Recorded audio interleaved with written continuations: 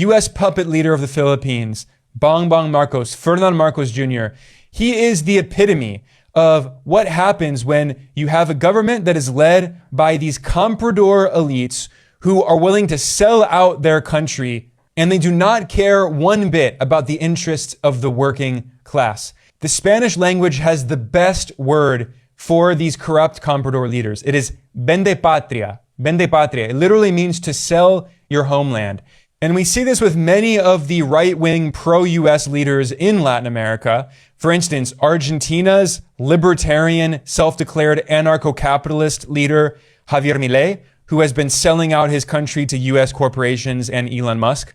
Or in the case of Ecuador, the current right-wing dictator is named Daniel Noboa, who is the son of the richest billionaire oligarch in the country. His family is extremely corrupt and linked to organized crime, and he's also a U.S. citizen. And under his rule, his right-wing dictatorship, Ecuador has become the most dangerous country in Latin America with the highest homicide rate.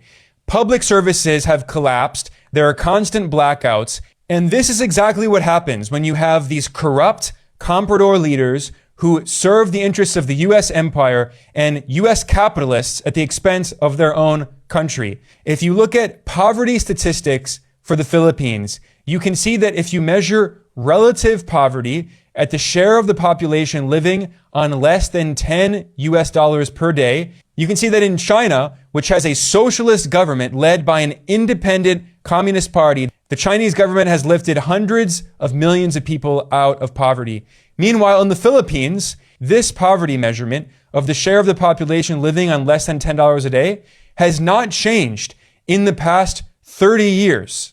Since 1990, 80% of the population of the Philippines has been living in this measurement of relative poverty.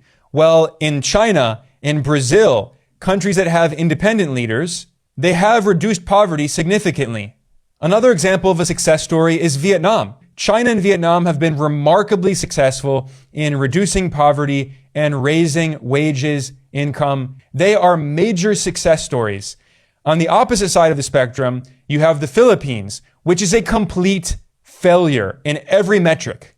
And yet, instead of trying to reconsider the abject failure of the Philippine government's political and economic policies, the corrupt oligarchs who govern the Philippines are once again betraying their people to serve the interests of U.S. corporations and the U.S. empire as it wages a new Cold War against China.